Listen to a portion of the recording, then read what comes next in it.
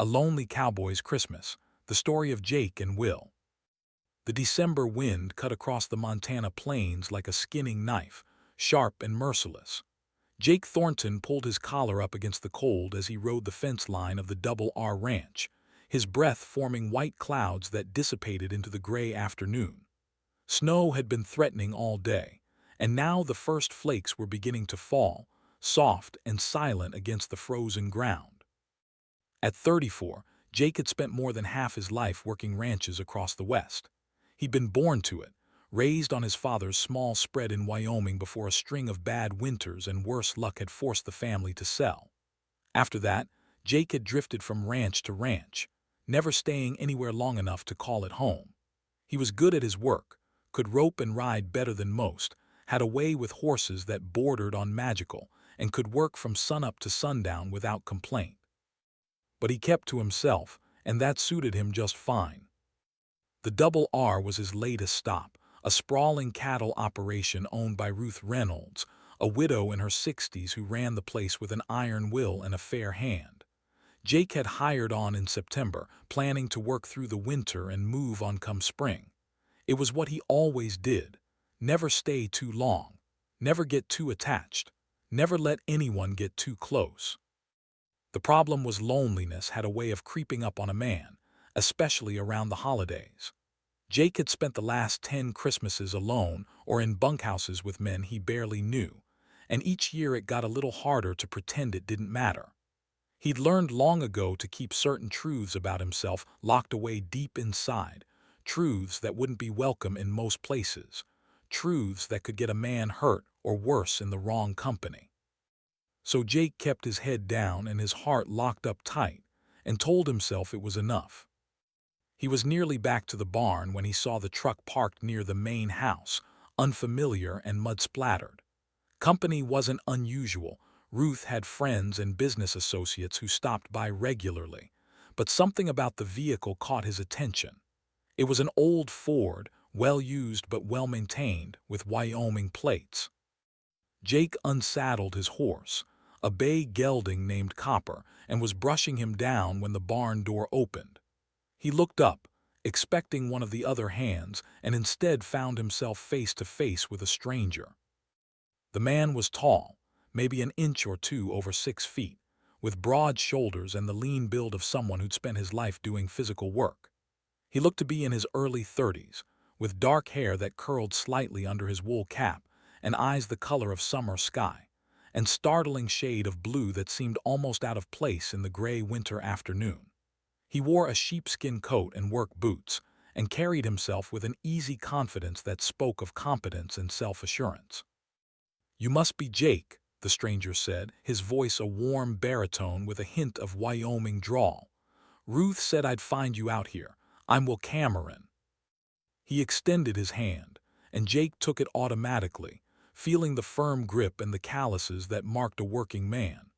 The handshake lasted perhaps a second longer than necessary, and when their eyes met, Jake felt something shift inside him, a small crack in the careful walls he'd built around himself. "Nice to meet you," Jake managed, releasing Will's hand and stepping back. "You looking for work?" Will smiled, and it transformed his face, bringing warmth to those blue eyes. "Already got it. Ruth hired me on as foreman. I'll be starting after Christmas." Jake felt his stomach drop. Foreman. That meant Will would be staying, would be his boss, would be around all the time.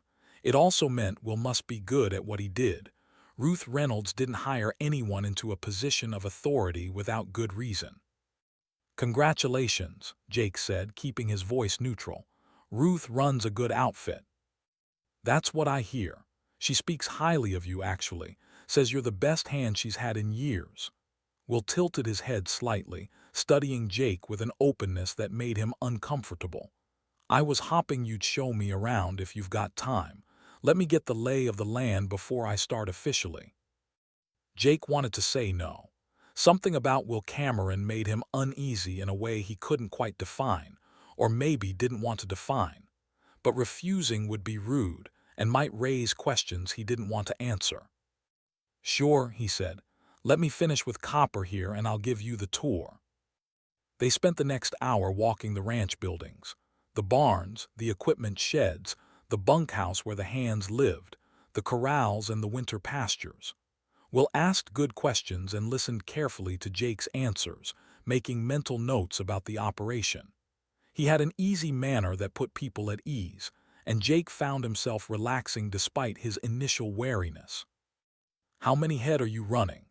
Will asked as they stood at the fence of the main winter pasture, watching the cattle graze on the hay that had been spread for them. "About 1,500, give or take.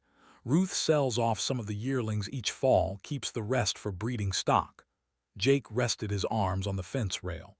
"It's a good operation. She takes care of the land and the animals, and she takes care of her people." "That's important," Will said quietly. "I've worked places where that wasn't the case. Makes all the difference." There was something in his tone that suggested personal experience, and Jake glanced at him curiously. Up close, he could see the small lines at the corners of Will's eyes, the weathering that came from years of outdoor work. There was a small scar above his left eyebrow and another on his jaw. This was a man who'd lived a full life, who'd probably seen and done more than most. "Where were you working before this?" Jake asked. "Family ranch down in Wyoming near Sheridan, my father's place." Will's expression clouded slightly. "He passed last spring, left the ranch to my older brother. We didn't see eye to eye on how things should be run, so I figured it was time to move on." "I'm sorry about your father," Jake said and meant it. "Thanks." Will was quiet for a moment, then shook his head as if clearing away difficult thoughts.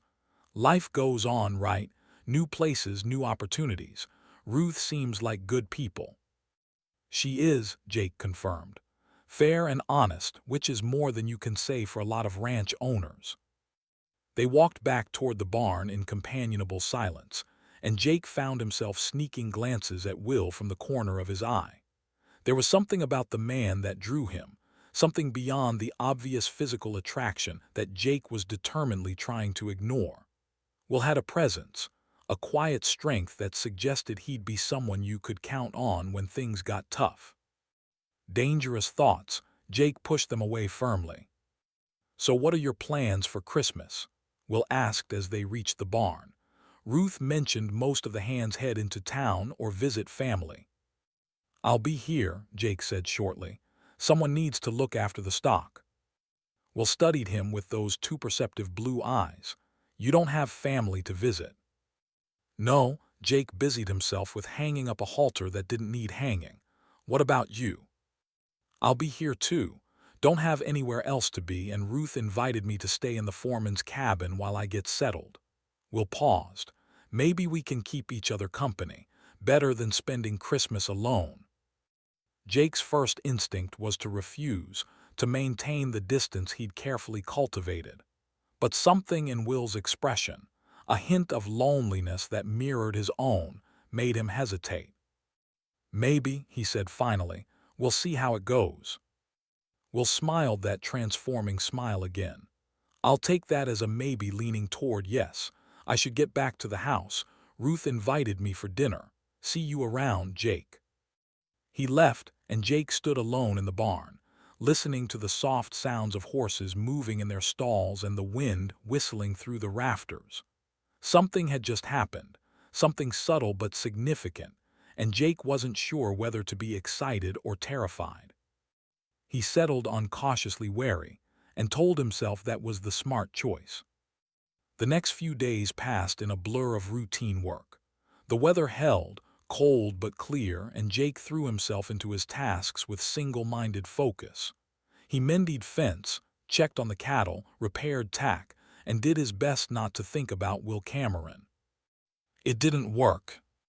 Will was around more often than Jake had expected, helping with the work even though he wasn't officially starting until after Christmas. He had a natural way with people and animals both, and the other hands took to him immediately. Tom Brightwater, a Crow Indian who'd worked the double R for 15 years, declared Will good people after watching him handle a difficult horse. Coming from Tom, that was high praise. Jake found himself watching Will more than he should, noticing small things, The way he laughed at Tom's dry humor, the gentle patience he showed with the younger hands, the quiet competence with which he approached every task. Will treated everyone with respect, from Ruth herself down to Danny, the 16-year-old kid who mucked out stalls and dreamed of becoming a real cowboy. And Will seemed to go out of his way to talk to Jake, to include him in conversations, to seek his opinion on ranch matters. It was flattering and unnerving in equal measure. 3 days before Christmas, Jake was in the tack room repairing a broken bridle when Will appeared in the doorway. "Got a minute?" he asked. "Sure." Jake set down his work. "What do you need?" "Ruth wants to move some of the heifers to the north pasture before the next storm hits. Thought we could ride out together, check on the fences and the water situation before we commit to the move." Will leaned against the door frame, relaxed and comfortable. "Unless you're too busy." "I can make time." Jake stood and reached for his coat. "Let me saddle up." They rode out together, heading north across land that rolled gently toward the mountains. The sky was a clear, brilliant blue, and the sun sparkled off the snow that covered everything in a pristine white blanket. It was beautiful country, the kind that could steal a man's breath if he let himself really look at it. Will was riding a gray mare named Silver, one of Ruth's best horses, and he sat his saddle with the ease of someone who'd been born to it. They rode in silence for a while, content to let the peace of the winter landscape surround them. "This is good land," Will said eventually. "Ruth's done well to maintain it." "She has. Practices rotational grazing, doesn't overstock, takes care of the water sources." Jake pointed toward a line of cottonwoods in the distance. "Creek runs through there. Stays open most winters, even when everything else freezes solid." "You know this place well for someone who's only been here a few months." Jake shrugged.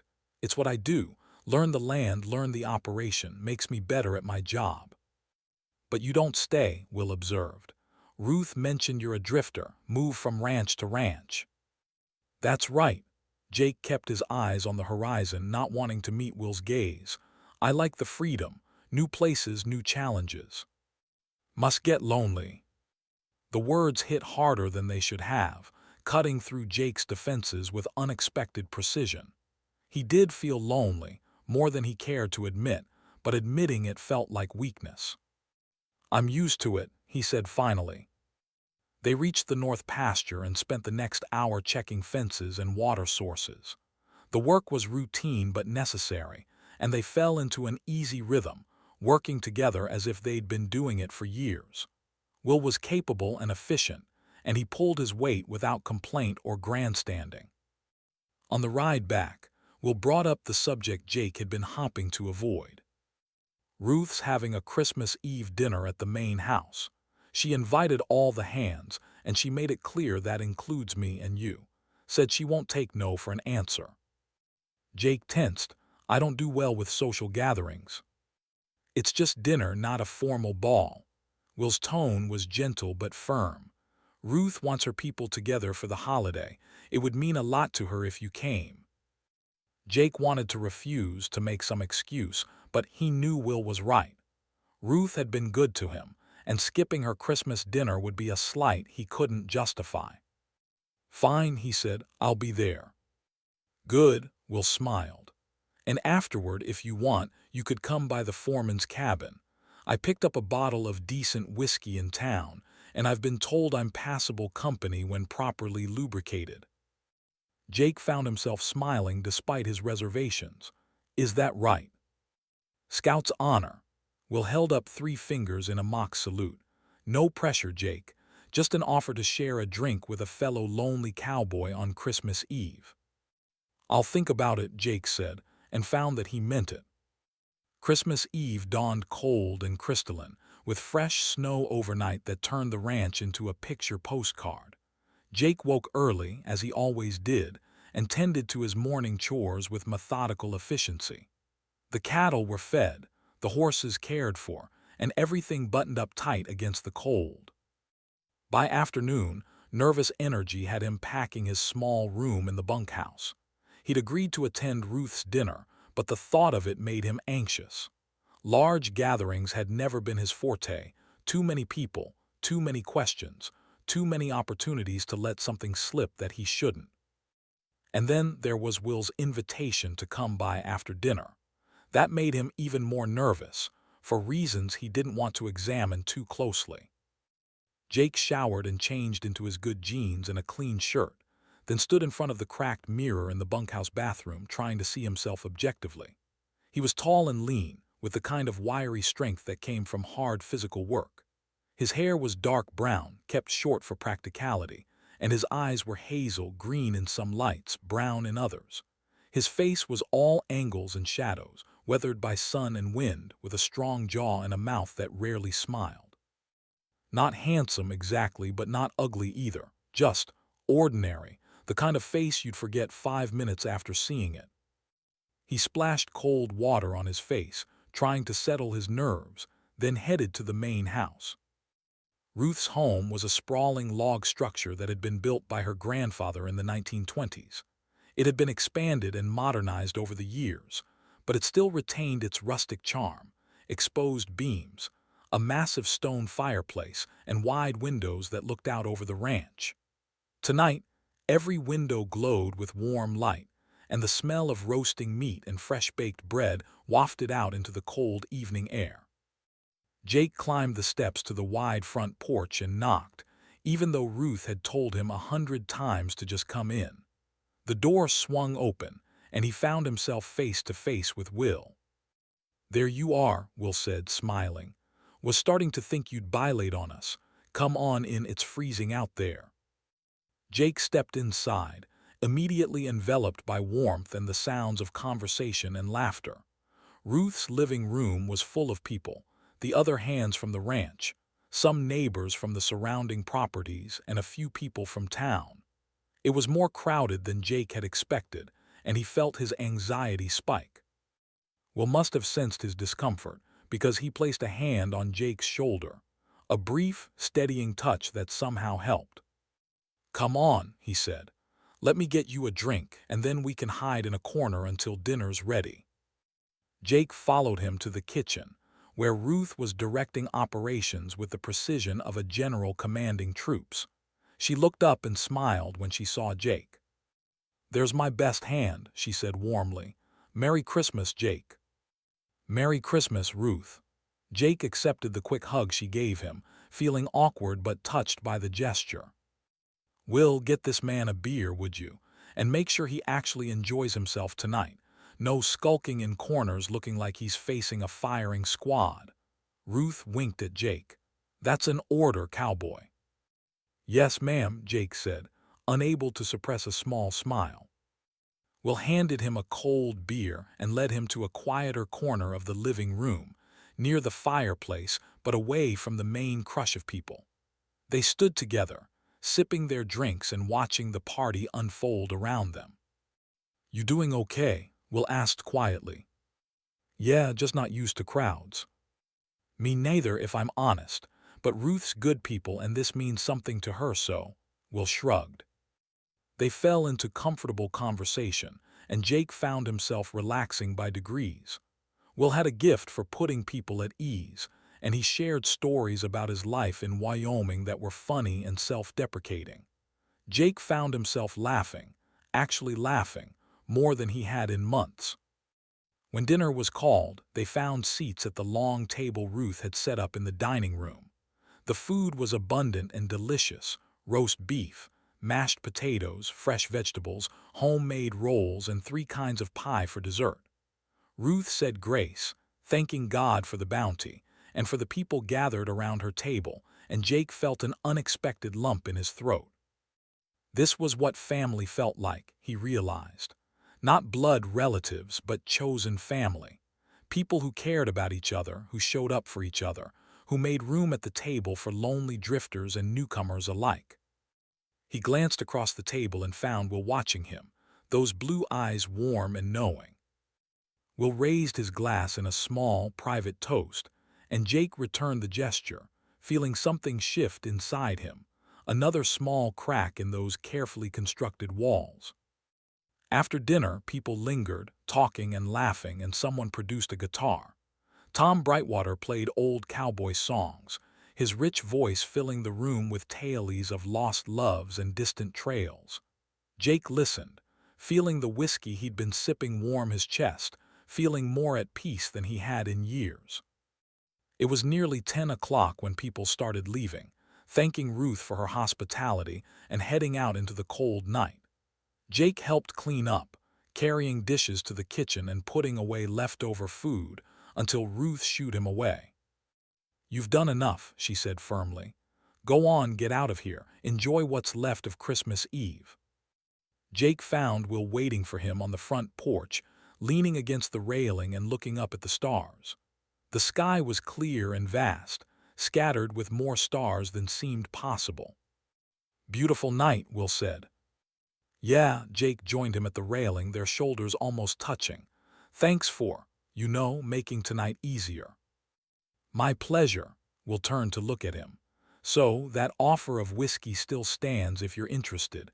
No pressure, I know you probably want to get some sleep." Jake should say no, should thank Will politely and head back to the bunkhouse, to the safety of solitude and carefully maintained distance. But he found himself nodding instead. "Sure, one drink." Will's smile was like a sunrise. "One drink it is." The foreman's cabin was a small, sturdy structure about 100 yards from the main house. It had been built in the 1950s and modernized over the years, and it was comfortable without being fancy. A main room with a kitchenette and sitting area, a bedroom and a bathroom. Will had only been staying there for a few days, but he'd already made it his own, with his gear neatly organized and a few books stacked on the side table. "Make yourself at home," Will said, gesturing to the worn leather couch. "I'll get the whiskey." Jake sat down, feeling nervous again now that they were alone. The cabin was warm and welcoming, with a small fire burning in the wood stove and soft light from a couple of lamps. It felt intimate in a way that made Jake acutely aware of Will's presence. Will returned with 2 glasses and a bottle of good Irish whiskey, and he poured them each a generous measure before settling into the armchair across from Jake. "To new friendships," Will said, raising his glass. "To new friendships," Jake echoed, and they drank. The whiskey was smooth and warming, and Jake felt the last of his tension begin to ease. They sat in comfortable silence for a while, listening to the pop and crackle of the fire before Will spoke again. "Can I ask you something personal?" Jake's guard went back up immediately. "Depends on the question." "Fair enough." Will swirled the whiskey in his glass, studying it. "Why do you drift? Ruth says you're one of the best hands she's ever had, but you never stay anywhere long. Seems like you're running from something or towards something. Haven't figured out which yet." Jake took another drink, buying time to decide how to answer. He could deflect, change the subject, keep his secrets locked away where they'd always been. But something about Will, about this night, this moment, made him want to be honest, at least partially. "Maybe both," he said finally, "running and searching at the same time. That's a hard way to live." "It's the only way I know." Jake stared into his glass. "I learned a long time ago that staying in one place too long is dangerous. Easier to keep moving, keep my distance, never let anyone get too close." "Dangerous how?" Will's voice was gentle, not pushing, just offering space for Jake to talk if he wanted to. Jake was quiet for a long moment, wrestling with himself. Then, before he could overthink it, he spoke. "I'm gay, Will. And in most of the places I've worked, in most of the communities I've passed through, that's not something people want to hear. It's not safe to be who I am, so I learned to hide it. Learned to keep to myself, never let anyone see too much, never stay long enough for questions to start." He kept his eyes on his drink, unable to look at Will, bracing himself for the reaction. The disgust, the discomfort, the sudden distance that would open up between them. Instead, Will said quietly, "Thank you for trusting me with that." Jake's head snapped up, and he found Will watching him with an expression of understanding and something else, something that looked almost like relief. "That's it," Jake said. "No judgment, no, I don't know awkwardness." "Why would there be?" Will leaned forward, his blue eyes serious. "Jake, I'm gay too, have been all my life, and I've faced the same challenges you have. The hiding, the loneliness, the fear of being found out. It's why I left my family's ranch. My brother figured it out, and he made it clear I wasn't welcome anymore. Said I was a disgrace to the family name." Jake felt like the world had tilted on its axis. "You're gay, queer, however you want to say it." Will smiled, but there was pain in his eyes. "I've gotten good at hiding too, but I'm tired of it. Tired of pretending, tired of being alone, tired of thinking I don't deserve the same happiness other people get to have." They stared at each other across the small space, and Jake felt something monumental happening. A recognition, a connection, a sense of not being alone for the first time in years. "I don't know what to say," Jake admitted. "You don't have to say anything." Will refilled their glasses. "But maybe now you understand why I made a point of talking to you, why I wanted to spend time with you. I recognized something in you, Jake, a loneliness that matched my own, and I thought, maybe we could be less lonely together." Jake's heart was pounding so hard he was sure Will could hear it. "What are you suggesting?"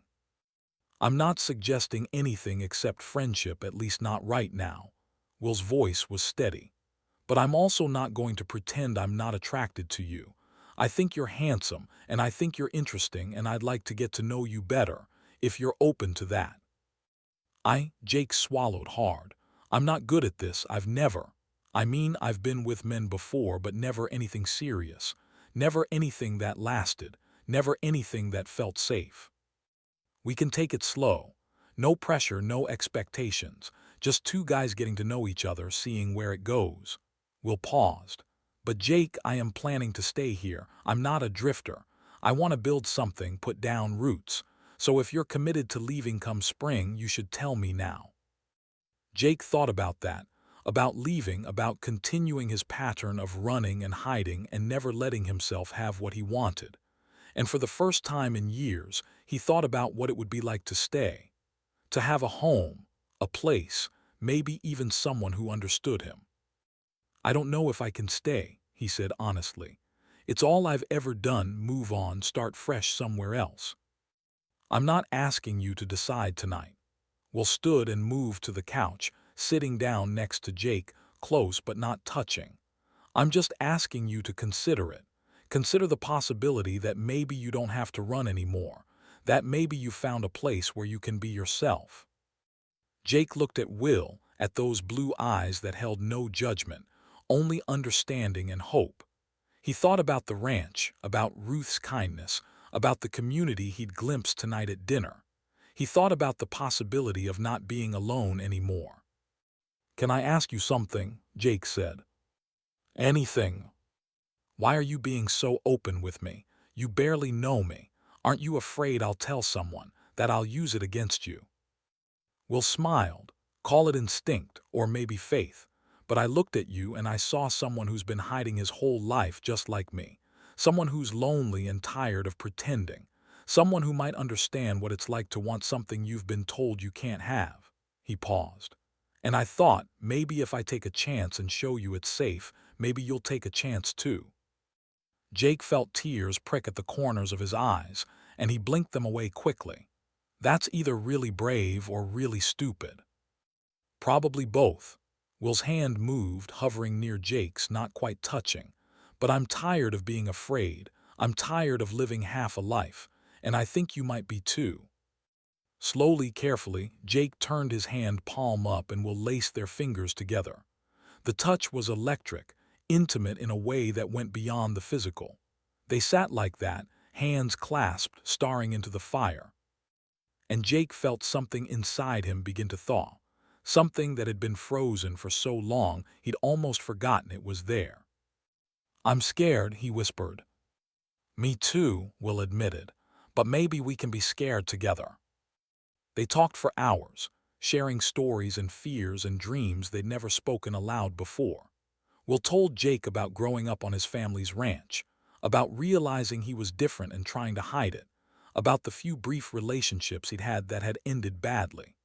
Jake talked about his childhood, about his father's death and his mother's remarriage to a man who made it clear Jake wasn't welcome, about the years of drifting and the loneliness that had become his constant companion.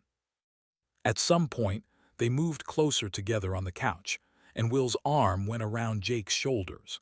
It felt natural, comfortable, like coming home after a long journey.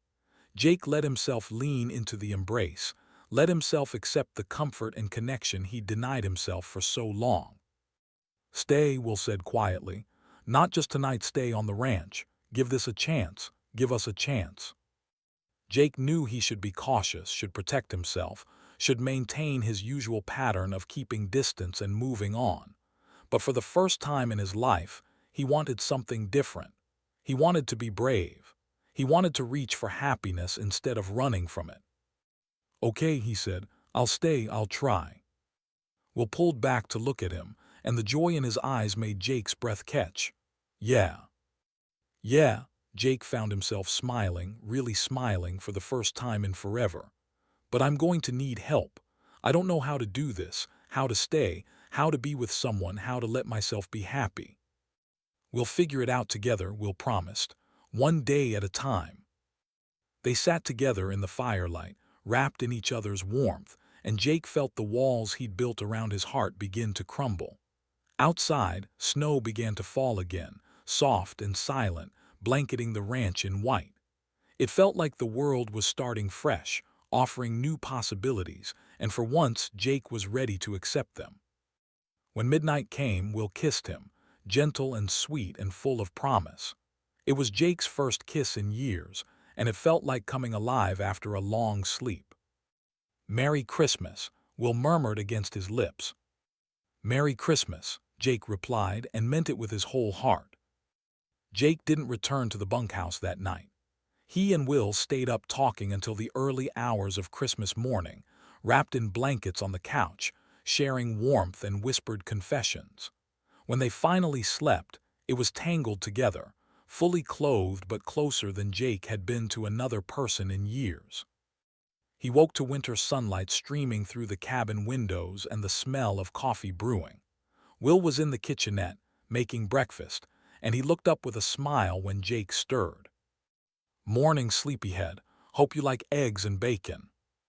Jake sat up, momentarily disoriented. For a second he panicked.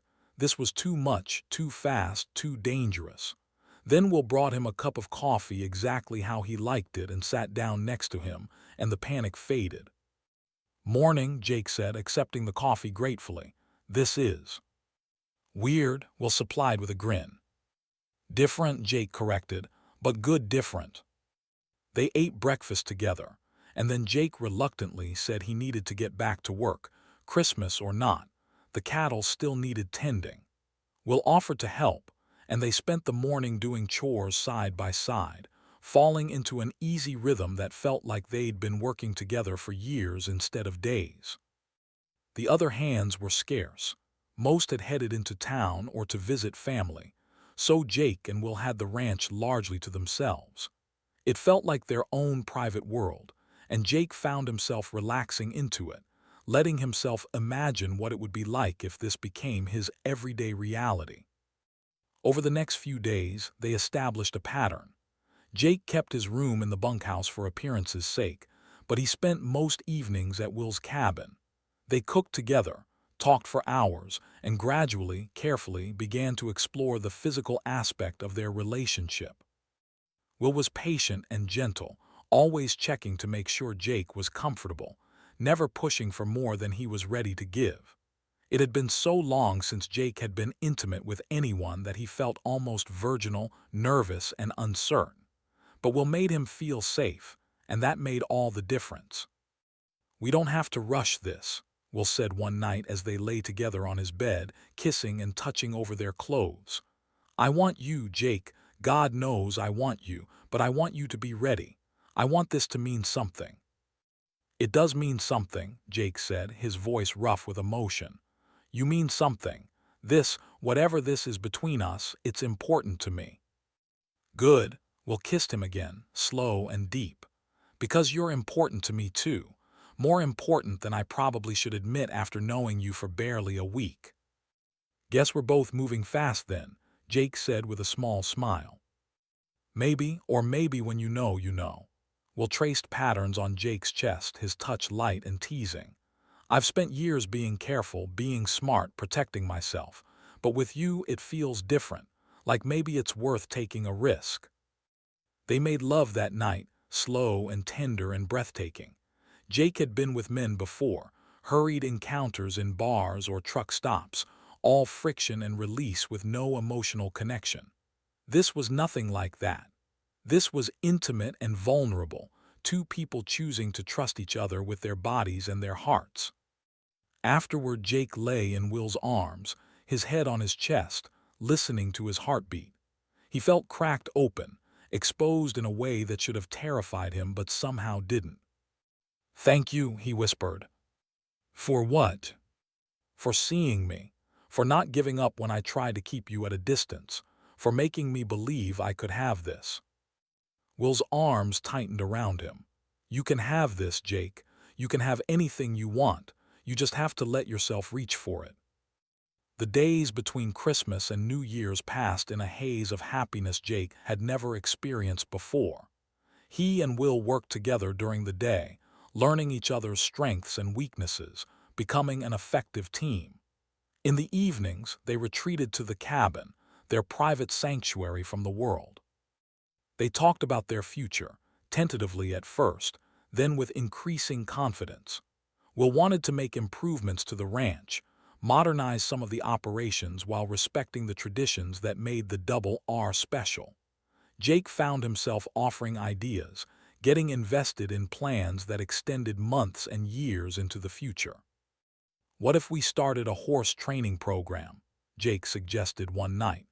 "We've got the facilities and there's good money in training cutting horses. I've got the experience. I worked on a training ranch in Texas for 2 years." "That's a great idea," Will said, his eyes lighting up. "Ruth's been talking about diversifying income streams. Training horses could be perfect. We could start small, build a reputation, and grow from there." Jake felt a surge of excitement that was new to him, the excitement of building something, of having a future to plan for. It was terrifying and exhilarating in equal measure. But not everything was easy. Jake still struggled with the ingrained habit of keeping his guard up, of preparing for the inevitable moment when everything would fall apart. He had nightmares sometimes, dreams where he was discovered, where angry voices and violent hands drove him away from the only home he'd ever wanted. Will was patient with these moments, holding Jake when he woke gasping from bad dreams, talking him through the fear and anxiety. But Jake could see it weighed on him too. The knowledge that Jake still had one foot out the door, still wasn't fully committed to staying. "I love you," Will said one night, the words falling between them like stones into still water. Jake froze, his heart hammering. "Will." "You don't have to say it back. I'm not trying to pressure you." Will cupped Jake's face in his hands, his blue eyes serious and vulnerable. "But I need you to know how I feel. I love you, Jake Thornton. I love your quiet strength and your dry humor and the way you gentle a nervous horse. I love how you blush when I compliment you, and how you think you're not good enough when you're actually amazing. I love you and I want a future with you." Jake felt tears spill over, running down his cheeks. "I'm broken, Will. I don't know how to do this. What if I mess it up? What if I hurt you?" "Then we'll figure it out together." Will kissed him gently. "Everyone's broken in some way, Jake. But broken things can heal, especially when they're held by someone who cares." "I care about you," Jake said, his voice cracking. "More than I've ever cared about anyone, I think. I think I might love you too. I'm just scared to say it, scared to believe it's real." "It's real," Will promised. "As real as the ground under our feet and the stars above our heads. And I'm not going anywhere, Jake. No matter how long it takes for you to believe that." They held each other in the darkness, and Jake felt something inside him settle, not completely, but enough. Enough to keep trying, to keep reaching for the happiness he denied himself for so long. The new year brought change and challenges. Will officially started as foreman, and his easy competence quickly earned the respect of the entire crew. He made changes to improve efficiency without making anyone feel threatened, and he had a gift for bringing out the best in people. Jake watched him work and felt a fierce pride mixed with lingering insecurity. Will was so good at what he did, so confident and capable. What did he see in Jake? A drifter with no education and a habit of running away. "Stop overthinking," Will said one evening, catching the expression on Jake's face as they unsaddled their horses. "I can practically hear the gears turning in your head." "I don't know what you're talking about," Jake said, not quite meeting his eyes. Will grabbed his arm gently, turning him around. "You're comparing yourself to me again, aren't you?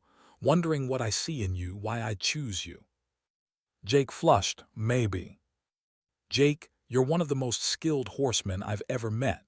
You work harder than anyone on this ranch. You're honest and loyal and kind, even when you try to hide it behind that gruff exterior." Will pulled him close. "I don't love you despite your past. I love you because of everything you are, including the strength it took to survive all those years of hiding and running." "I don't feel strong," Jake admitted. "I feel like a coward half the time." "Then you don't know what strength looks like." Will kissed his forehead. "Real strength isn't never being afraid.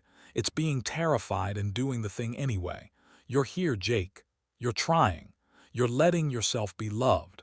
That takes more courage than most people will ever need." The words helped, but Jake's insecurities didn't disappear overnight.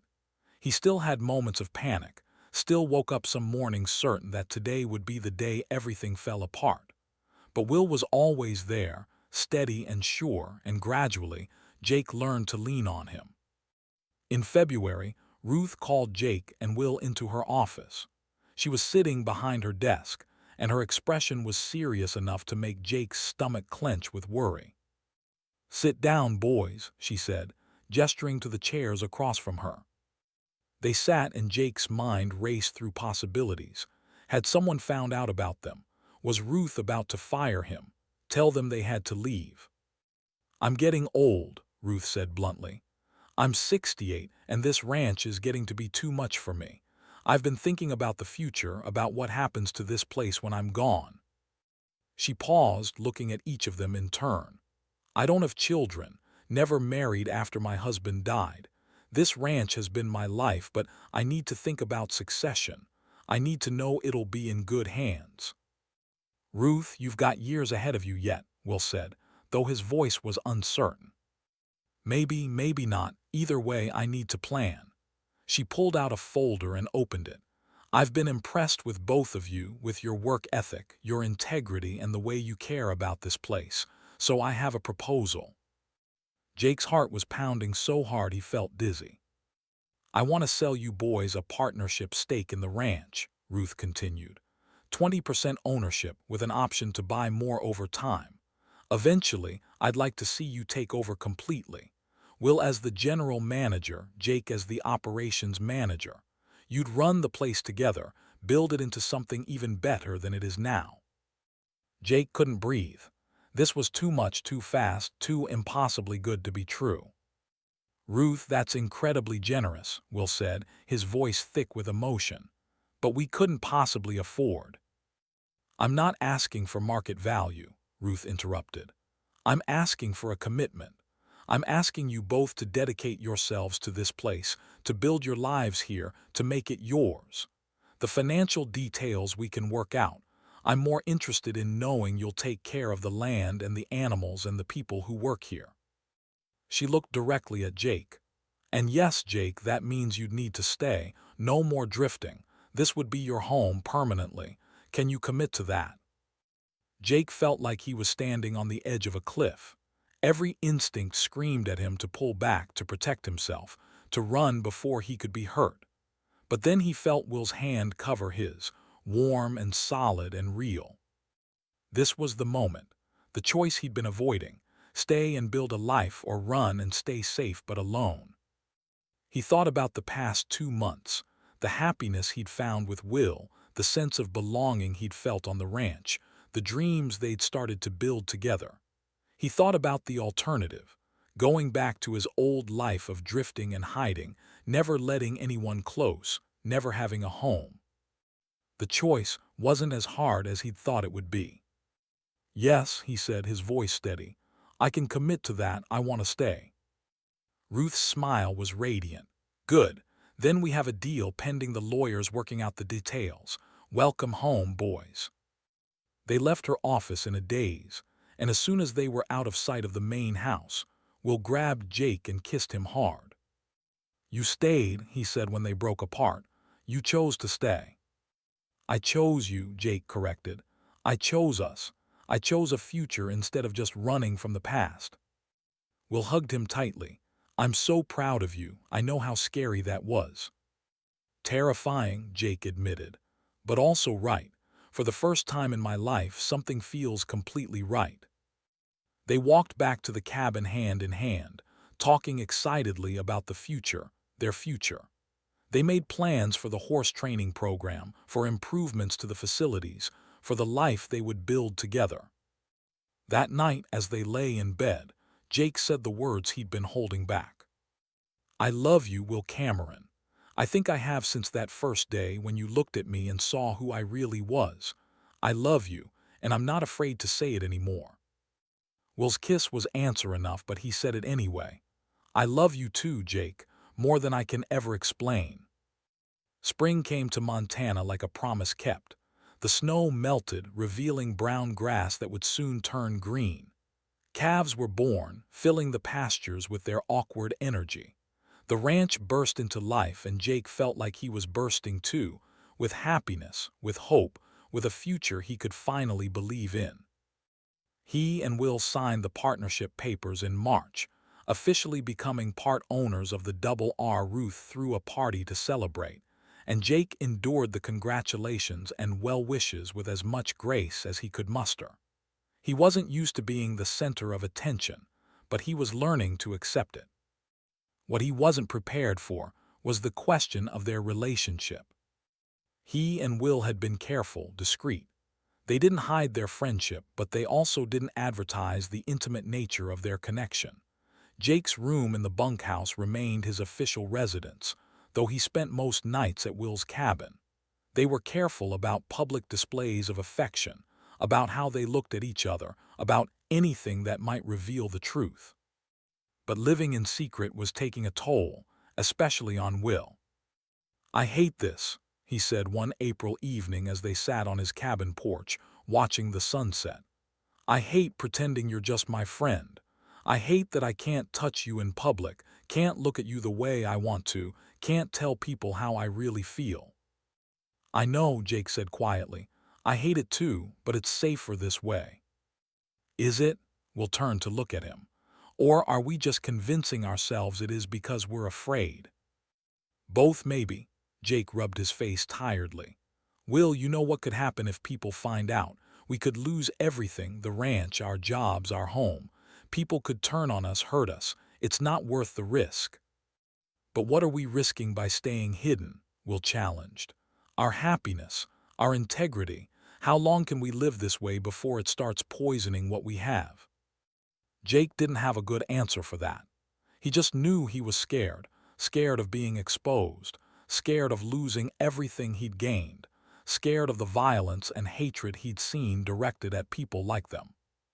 The argument simmered between them for days, creating tension where there had been harmony.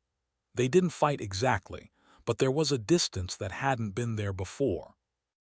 A sadness in Will's eyes that cut Jake to the bone. The crisis came in May, during the spring roundup. The ranch brought in extra hands for the intensive work of gathering, sorting, branding, and vaccinating the cattle. It was hard, dusty, exhausting work, and everyone was too busy to pay attention to anything but the job at hand. But Jake noticed one of the temporary hands, a man named Curtis, watching him and Will with calculating eyes. Curtis was in his 30s, big and loud and prone to crude jokes. He made Jake uncomfortable in a way he couldn't quite define. On the third day of the roundup, Jake went looking for Will during the lunch break and found him in the barn, checking on a horse that had thrown a shoe that morning. Jake didn't think anyone was around, and he let his guard down, put his hand on Will's shoulder, stood too close, looked at him with too much warmth in his eyes. "There you are," he said. "I was worried you'd skipped lunch again." "Just wanted to check on Dusty," Will said, smiling. "You know me, can't rest until I know everyone's okay." "I know." Jake's hand moved to Will's face, a gesture so natural he didn't even think about it. "That's one of the things I love about you." He realized his mistake the moment he heard the laugh. Curtis was standing in the barn doorway, arms crossed, a nasty smile on his face. "Well, well, isn't this interesting?" Jake jerked back from Will, his heart hammering, but it was too late. Curtis had seen, had heard, and from the look on his face, he wasn't going to keep it to himself. "Curtis," Will said, his voice steady despite the tension Jake could see in his shoulders. "This isn't." "Isn't what? Isn't what it looks like," Curtis laughed again. "Come on, man, I've been watching you two all week. The way you look at each other, the way you're always together. I had my suspicions, but now I know for sure. The foreman and the pretty boy are a couple of faggots." The slur hit like a physical blow, and Jake felt his stomach turn to ice. This was his worst nightmare come to life. "Watch your mouth," Will said, his voice going cold and hard. "You don't talk about people that way, not on this ranch." "Or what? You gonna fire me?" Curtis smirked. "That'll just make it more obvious. Wonder what Ruth will think when she finds out her foreman is a queer. Wonder what the other hands will say." "Ruth knows," Jake found himself saying, though it wasn't quite true. "And she doesn't care. This is the 21st century, Curtis. Most people have moved beyond your kind of bigotry." It was a bluff, but Curtis didn't know that. His smirk faltered slightly. "We'll see about that," he said. "Bet there's plenty of folks who'd be real interested to hear about this. Maybe the folks in town or the other ranchers around here. Doubt they'll be so progressive about it." He left, and Jake felt his knees go weak. He sank onto a hay bale, his head in his hands. "It's over," he said. "He's going to tell everyone, and we're going to lose everything." Will sat down next to him, taking his hand. "Then we lose it. But Jake, I'm not going to let him make us ashamed of who we are and what we mean to each other."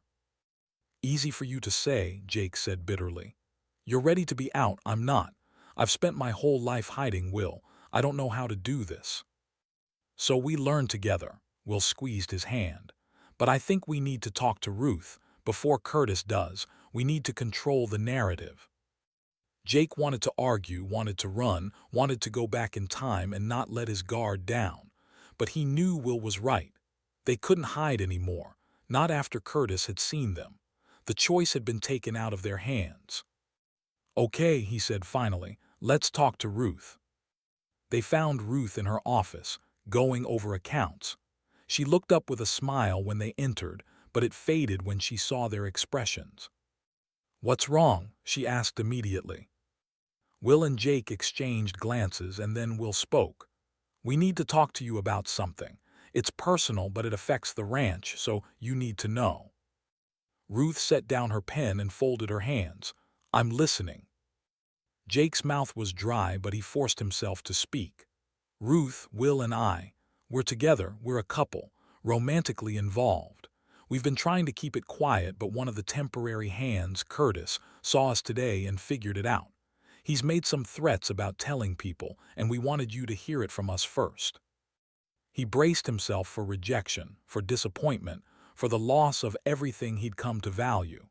But Ruth's expression didn't change much. She just nodded slowly, as if confirming something she'd already suspected. "I know," she said simply. Jake blinked. "You what?" "I know. I've known since February, maybe earlier." Ruth smiled gently. "I'm old, boys, not blind.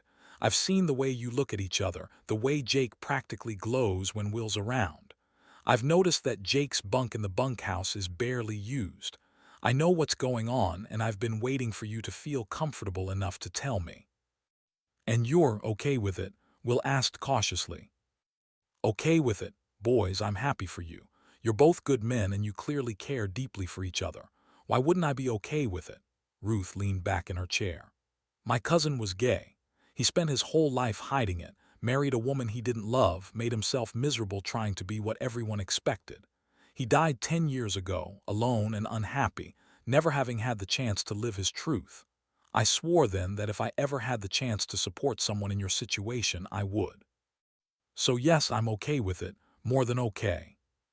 Jake felt tears burning in his eyes. Thank you, he whispered. Don't thank me yet. You said Curtis knows and is making threats. Ruth's expression hardened. That's a problem we need to address. He called us slurs, Will said quietly. Said he was going to tell people, the other hands, folks in town, other ranchers. Implied it would cause problems for the ranch. Did he threaten you physically? Not directly, but there was an implied threat in his tone. Ruth stood up. Where is he now? Should be with the others at the north pasture, Jake said. Good, come with me. Let's deal with this now. They drove out to the north pasture in Ruth's truck and found Curtis among the group of hands taking a break. Ruth walked straight up to him, and Jake was reminded that this was a woman who'd run a ranch for 40 years and didn't take any nonsense from anyone. Curtis Brennan, she said, her voice carrying across the group. You're fired. You've got 30 minutes to collect your things and get off my property. Curtis' jaw dropped. What? You can't fire me in the middle of the roundup. I just did. You're welcome to argue about it, but I should warn you that if you do, I'll make sure every rancher in 3 counties knows you got fired for being a bigot who harasses employees. Doubt you'll find much work after that. I didn't harass anyone, You used slurs against my foreman and my operations manager. You made threats about spreading harmful gossip. That's harassment, and it's not tolerated on my ranch. Ruth's eyes were steel. Now get off my land before I have the sheriff escort you off. Curtis looked around at the other hands, maybe hopping for support, but everyone was carefully not meeting his eyes. He'd never been popular, and nobody was going to defend him against Ruth Reynolds. This is bullshit, he muttered, but he headed for his truck. Ruth turned to address the rest of the crew. While we're all here, let's have a conversation. Some of you might have heard what Curtis said or might have questions about what just happened. So I'm going to be clear. Will and Jake are in a relationship. They're partners both professionally and personally. This doesn't affect their work. They're still the best damn cowboys I've ever employed, and it doesn't affect any of you unless you make it affect you. If anyone has a problem with it, you can leave along with Curtis. Otherwise, we've got a ranch to run and work to do. Any questions? There was silence. Jake felt exposed, vulnerable, certain that any second someone would speak up, would join Curtis in his hatred. But then Tom Brightwater spoke up. No questions from me, boss. Just want to say congratulations to Will and Jake. 'Bout time you two stopped sneaking around. There were chuckles from some of the other hands, and Danny, the youngest, said, Yeah, we all kinda knew. You're not as subtle as you think. Jake felt his face flame red, but Will was laughing and Ruth was smiling, and suddenly the tension broke. A few of the hands came over to shake their hands or clap them on the back, offering awkward but genuine congratulations. Not everyone was comfortable. Jake could see some uncertainty, some discomfort, but nobody else left. And nobody said anything cruel. All right, enough standing around, Ruth said after a few minutes. We've got cattle to work. Let's get back to it. The crew dispersed, and Ruth turned to Jake and Will.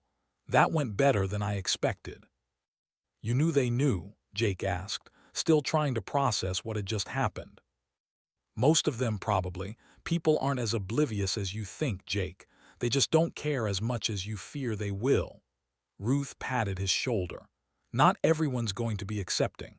There will be people in town, other ranchers, who will have a problem with it, but you've got support here and that matters. Thank you, Ruth, Will said, for standing up for us, for making it clear we're valued here. Your family, Ruth said simply, and family protects family. Now get back to work, both of you. Those cattle won't brand themselves.